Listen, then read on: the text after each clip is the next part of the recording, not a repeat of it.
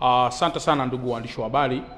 Leo tarehe 7 ya mwezi wa 11 2025 tumekutana na wadau wa mafuta katika mkoa wetu wa Dar es Salaam ambao wanauza mafuta kwa mfumo wa makampuni ya uagizaji na makampuni kuwa wamiliki wa vituo, lakini makampuni kuwa waagizaji na makampuni kupangisha vituo, lakini dila kuwa mwenye kituo na dila kuwa mwendeshaji wa biashara.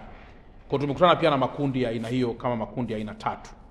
Kikubwa ambacho tumezungumzia ni kuhusiana na masuala ya usalama kwa ujumla wa sekta ya mafuta ama biashara hiyo kwa ujumla, kutoka mkoa wetu wa Dar es Salaam kwenda mikoa mingine, lakini ndani pia mkoa wetu wa Dar es Salaam.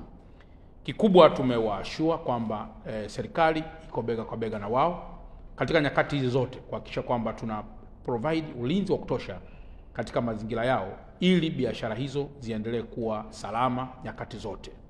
Lakini pamoja na hayo kumekuwa pia kuna role yao kubwa ni kuhakikisha na wao wanakuwa pia na elimu kubwa ya uuzaji wa biashara hiyo, na hasa kupitia uuzaji wa mifumo ya vidumu vya mafuta.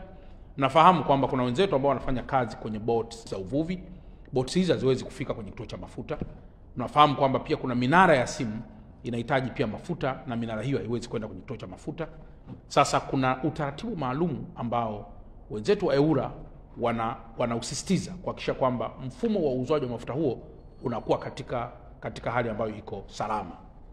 Pamoja na haya ni kwamba baadhi ya vituo ambavyo vimechomwa moto na kupata madhara ni vile ambavyo vilikuwa vikihusishwa pia na baadhi ya wanasiasa hapa nchini.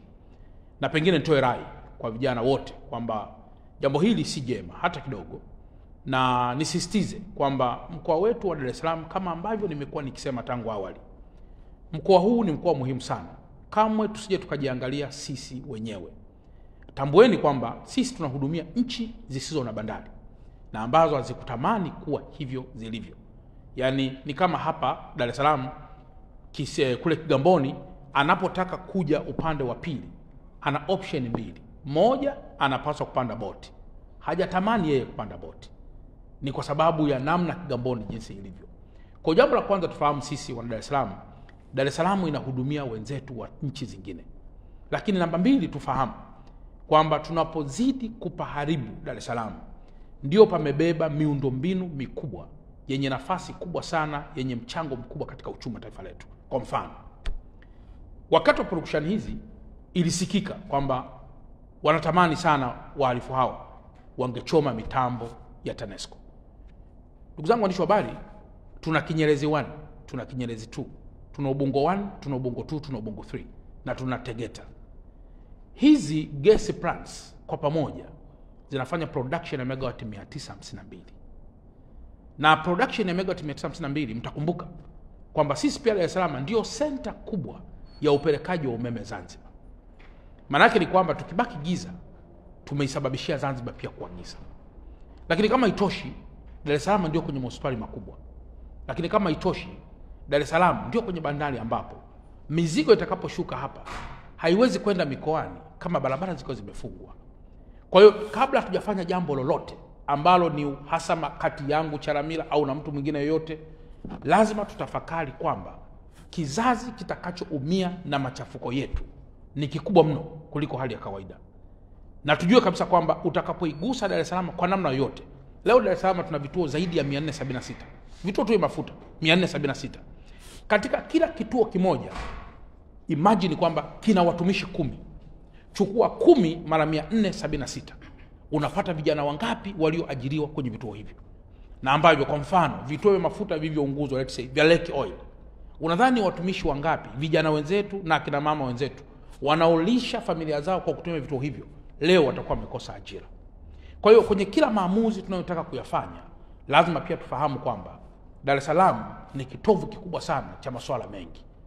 Na mwisho, jambo ambalo pia tumeweza pia kulizungumzia kwa kiasi kikubwa ni elimu kwa watu wetu. Tunafahamu wapo vijana wa pikipiki wanaweza kuingia katika mkumbo, wapo vijana bodaboda wanaweza kuingia katika mkumbo, yapo makundi mengine yanaweza kuingia katika mkumbo, vijana labda machinga na makundi mengineyo. Naomba niwaeleze kwamba leo pikipiki isipofanya kazi inaathiri mnyororo pia wa kiuchumi wa mtu mmoja mmoja. Bajaji isipofanya kazi inaathiri pia mnyororo wa kiuchumi. Kwa hiyo nitoe rai kwamba wenye viti wa serikali za mitaa wote kwa kusaidiana na watendaji wa kata zao wahakikishe wanaendelea kukaa na vijana wa pikipiki, vijana wa machinga na makundi mengine ya vijana katika mitaa yetu, kutoa elimu kubwa kuhusu madhara yanayoweza kutokea kama jambo hili tutaendelea kuliona katika hali ya mizaha. Lakini mimi kama mkuu wa mkoa bado nayaalika makundi yote kwa pamoja, yawe ni makundi ya vijana, yawe ni makundi ya wazee au makundi ya kina mama, tukutane kwa pamoja tuweze kuzungumza nini hasa tunachokihitaji ili mwisho tuweze kutatua masuala haya pasipo kuleta madhara makubwa. Jeshi la polisi linaendelea na masuala ya kiulinzi na vyombo vingine vyote.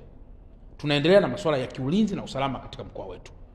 Lakini hata sisi hatutamani hata kidogo kuona kuna kupoteza mtu hata mmoja au kumpata madhara ya aina yoyote. Hii itategemeana sana na masuala ya uelewa wa kila mmoja kuhusu role yake ya kulinda amani katika mkoa wetu. Kwa hiyo nihitimishe tu kwa kusema kwamba leo ni mwanzo wa kukutana na kundi moja, na ambalo ni maelekezo pia ya Mheshimiwa Rais na Amiri Jeshi Mkuu kuendelea kukutana na makundi haya nyakati hizi za uponyaji. Huu ni wakati wa healing, ni wakati wa uponyaji. Kila mmoja azungumze, tuweke mezani masuala yale yanayopaswa kutekelezwa yatekelezwe, na yale ambayo yatahitaji mchakato wa kisheria tutayaweka katika meza kuu ili yaweze nayo kuanza kufanywa kazi. Lakini mwisho Tanzania iwe ni moja isiyogawika, na watu tuwe wamoja tusiogawika, na utamaduni uwe mmoja usiogawika, na huluka iwe ni moja isiyogawika, na itikadi iwe moja isiyogawika.